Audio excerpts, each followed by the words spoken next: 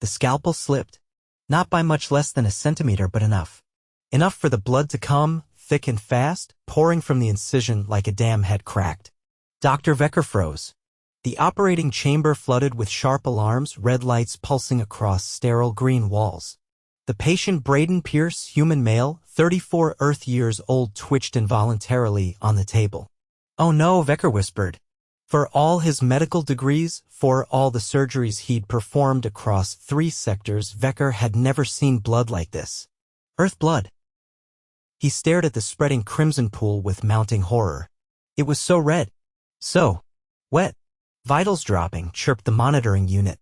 Brayden didn't move again. His chest rose and fell, but his skin had gone pale.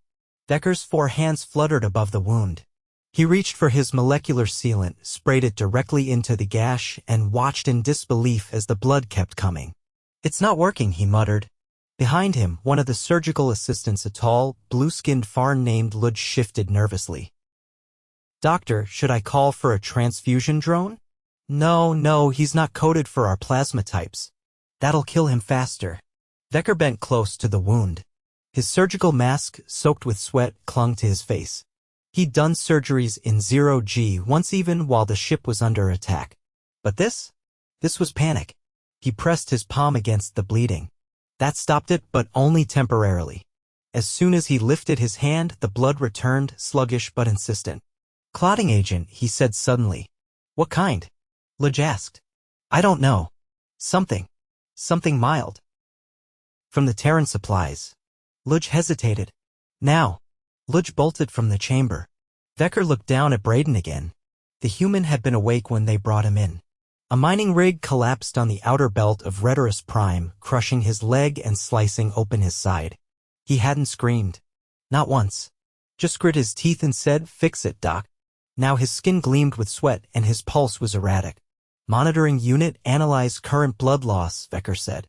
"Approximately 1,200 milliliters," the machine replied. "Hemoglobin levels dropping.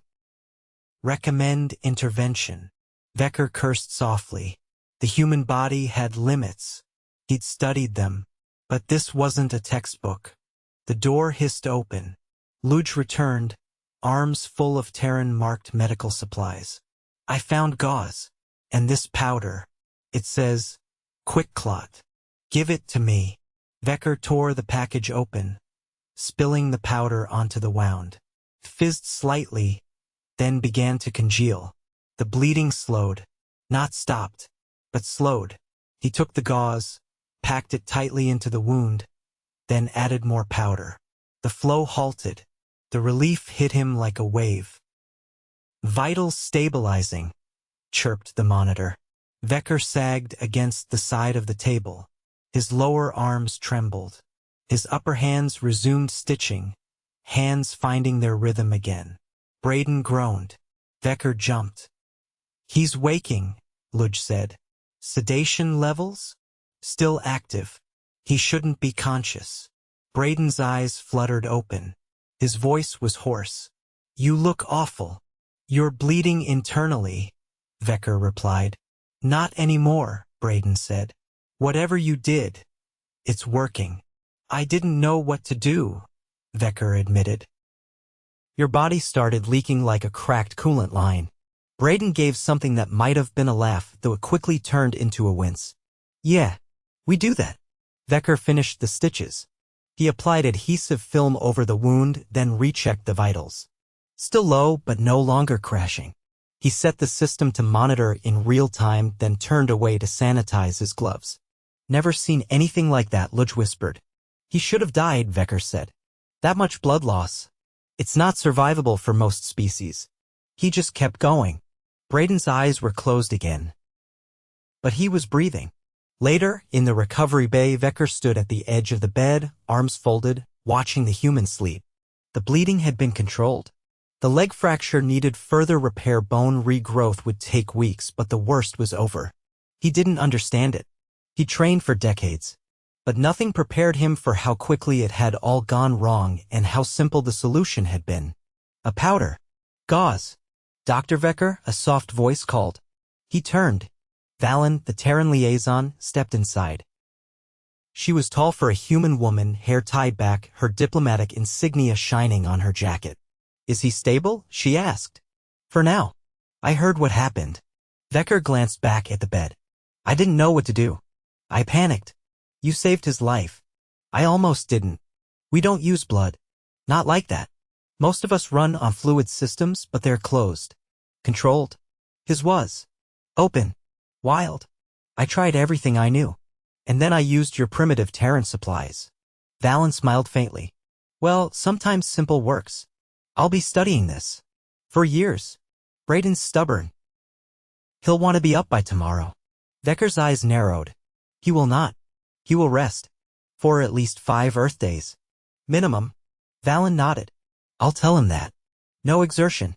No walking. No lifting. I'm not rebuilding his internals again. He's heard worse. Veqor sighed and left the room.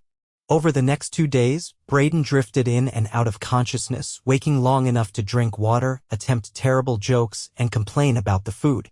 Veqor visited twice a day, checking the wound, replacing the gauze, and scanning for infection. On the 3rd day, Brayden was sitting upright, hunched slightly, his face still pale but alert. You're lucky I was nearby, Veqor said, examining the wound. I'm lucky you didn't bolt out of the room. I almost did. Brayden grinned. Appreciate the honesty. Veqor peeled back the gauze. The clotting agent had worked. The wound was healing. Slowly but cleanly. You'll have a scar, Veqor said. Adds character. You nearly died. Brayden nodded. Yeah, I know. Veqor rewrapped the wound and stepped back. You'll remain here for at least 7 more Earth days. Then we'll assess your mobility. I'll stay, Brayden said. I don't want to bleed on your floor again. Veqor paused. You're not angry? About what? That I panicked. Brayden looked at him, brow furrowed. You mean because I almost died? Doctor, you stopped the bleeding. That's what matters. I used powder. And cloth. It worked. Veqor didn't respond right away. I don't understand your species, he said finally. You're fragile. You bleed. You break.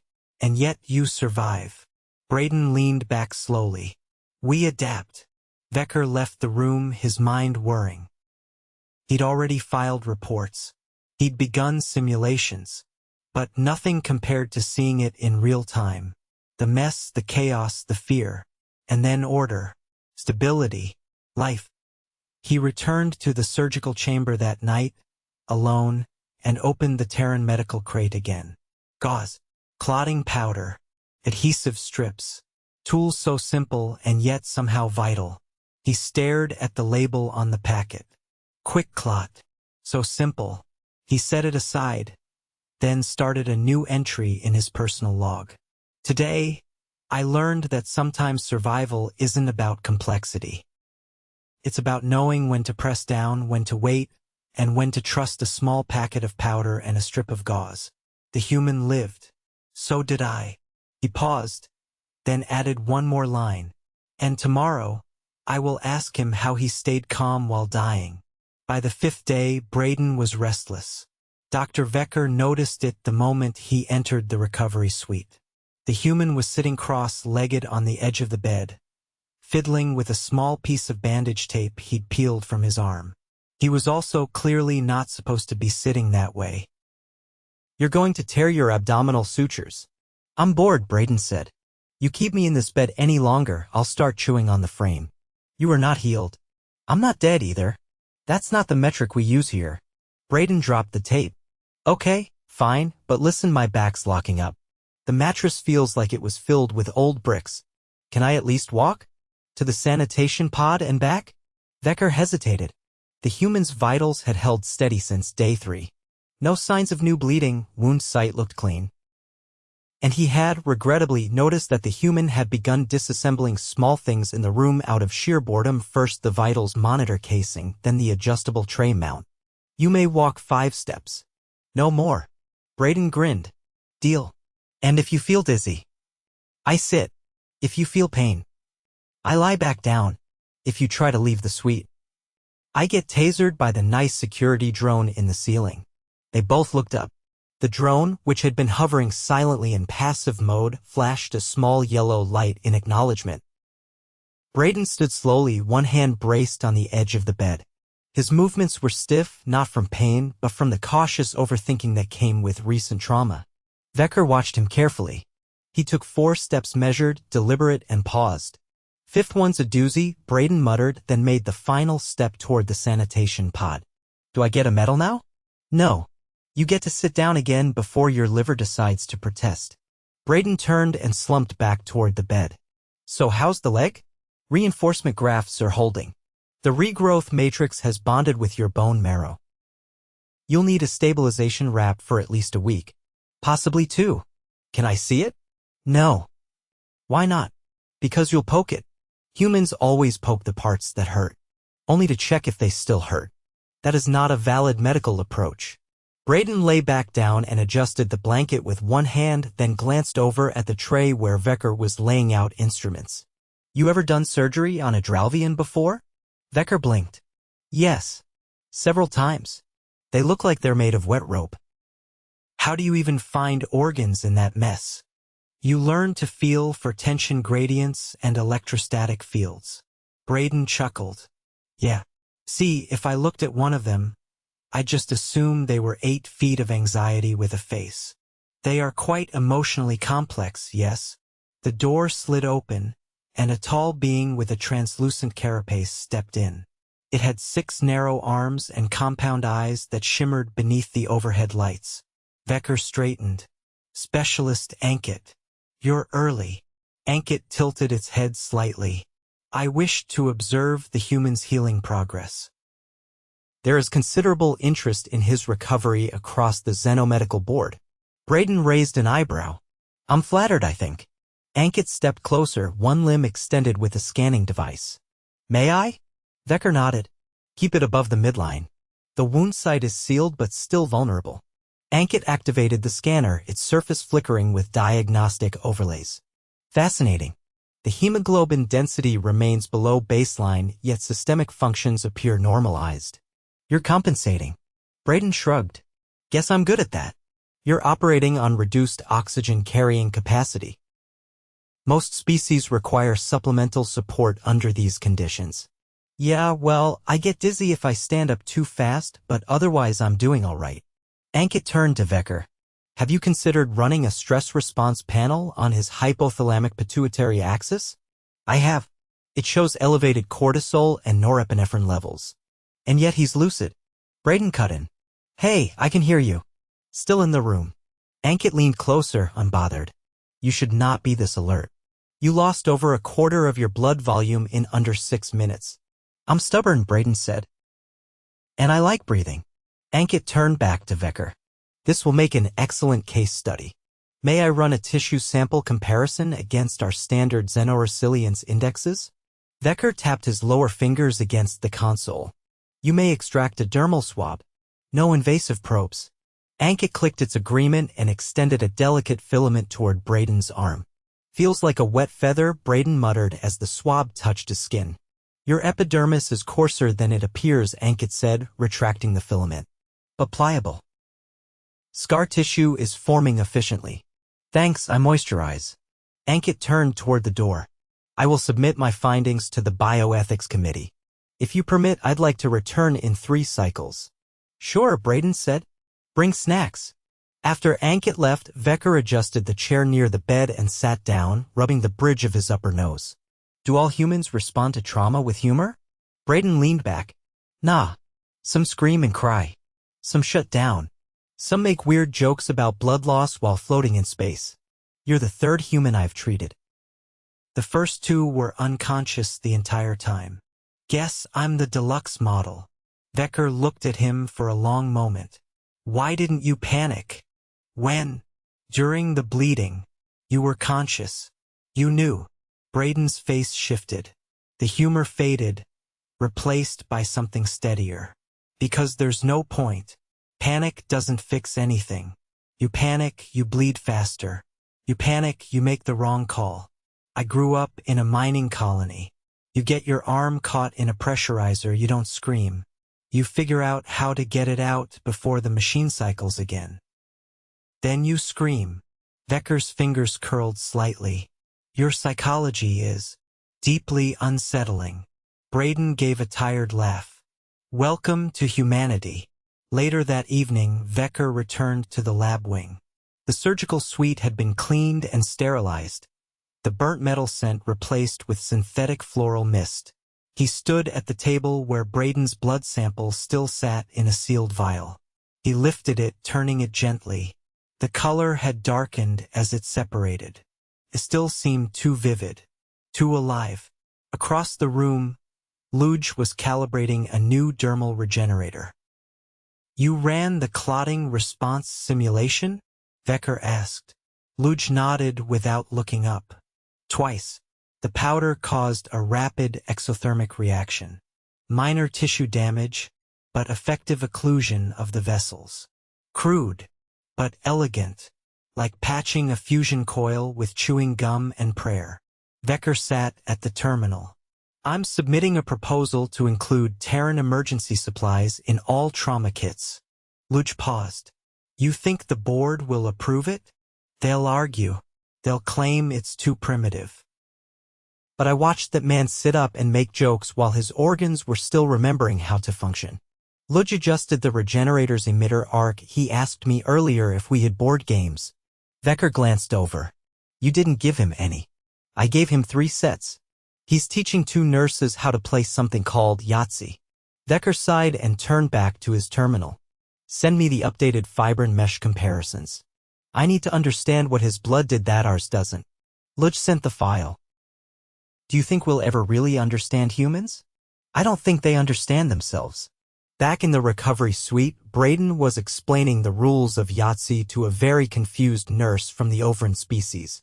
She had no fingers but seemed enthusiastic about the dice-rolling mechanism which she operated with her tongue. You need 5 of the same number, Brayden said. That's a Yahtzee. It's rare. Like surviving alien surgery with nothing but gauze and grit. The nurse blinked in confusion, then rolled the dice again. Close. That's 4 6s.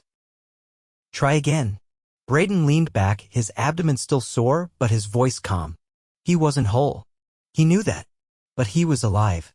And for now that was enough. By the 8th day, Brayden's appetite had returned with a vengeance. Dr. Veqor entered the recovery suite to find him negotiating with a nutrition unit, demanding something called chili cheese fries. The dispenser, baffled by the lack of precise input parameters, had produced a tray of beige paste garnished with what looked like shredded insulation foam. Brayden stared at it. I think it's threatening me. Veqor didn't stop walking. It's food. You'll eat it. It hissed. It's steam. He pulled a scanner from his coat and began calibrating it. Brayden pushed the tray away with 2 fingers, then shifted on the bed. He was sitting up properly now, back supported, legs uncovered but stabilized with a flexible exo wrap that pulsed faintly with biofeedback signals. Pain? Veqor asked. I've had worse. There was a time I got my hand caught in a pressure valve. This feels like a long nap in comparison. Don't compare injuries. Your liver is still regenerating. Is that why I keep dreaming about fish? No. That's probably the sedatives. Brayden stretched his arms slowly, testing his reach. Veqor moved to the terminal, entering the morning scan data. The wound was closing well. Scar tissue had begun to form beneath the dermal layer, and his repaired femur was integrating with the graft. The regrowth was slightly uneven, but within tolerable variance. Veqor tapped the screen. You'll walk unaided by the end of the cycle. Brayden looked at his leg. You sure? It still feels like a borrowed limb. It is. Partially. He reached for the portable stimulator and handed it over. Use this twice a day. Moderate setting. It'll encourage neuromuscular realignment. Brayden examined the device. Looks like a stapler. It's not. Don't test that. Wasn't going to. Probably. Veqor turned back to the terminal, then paused. You've received a message from your mining crew. They're requesting a status update. Brayden's expression changed. They still at Rhetorus? They've been relocated. The collapse rendered the entire section unstable.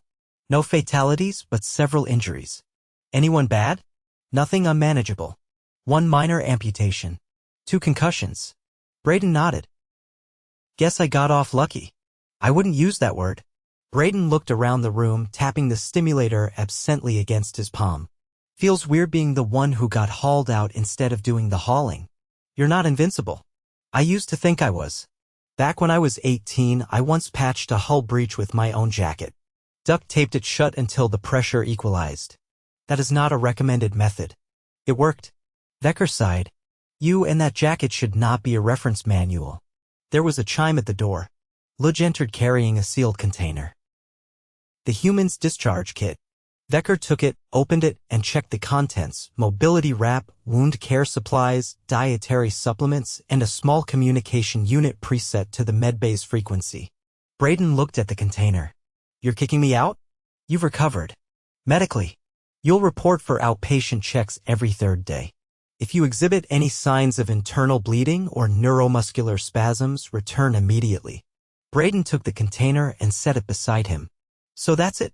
You lived. You healed. You'll be fine. Ludge stepped forward.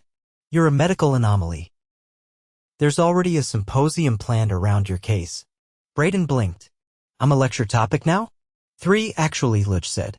1 on clotting agent cross-reactivity, 1 on stress resilience, and 1 titled The Human Tolerance Paradox, Functioning Through Failure. Brayden scratched his chin. Sounds flattering. Veqor picked up the stimulator again. Use this properly. I will. And no heavy lifting. Define heavy. If you're asking, it's too heavy.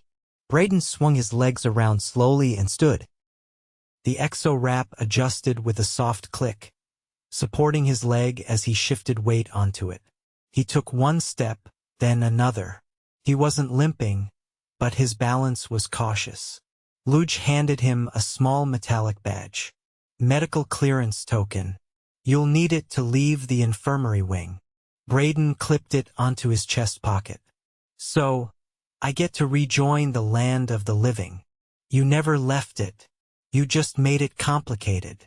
Veqor turned away, cleaning the terminal with a disinfectant pad. Try not to return. Brayden paused at the door. Hey, document.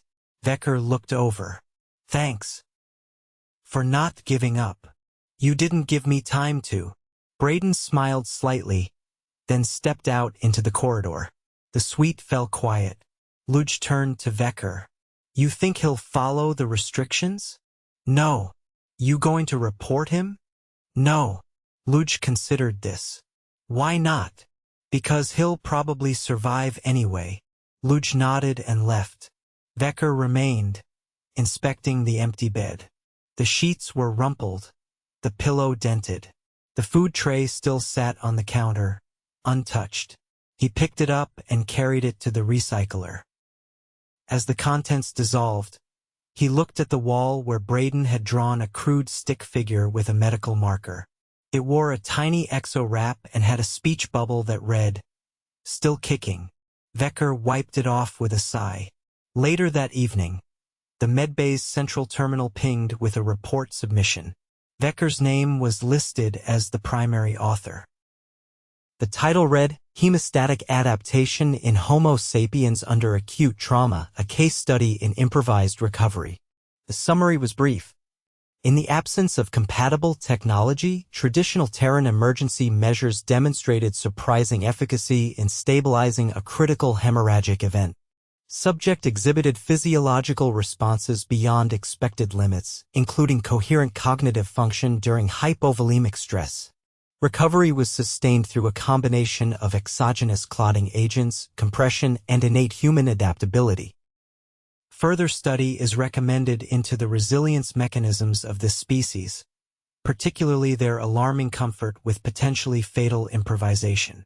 He attached the supporting files, closed the entry, and shut down the console. He was done. The human had lived. The bleeding had stopped. The panic had passed. And from the far side of the station, echoing faintly through the corridor, came the unmistakable sound of someone teaching a group of Druskani engineers how to play Yahtzee.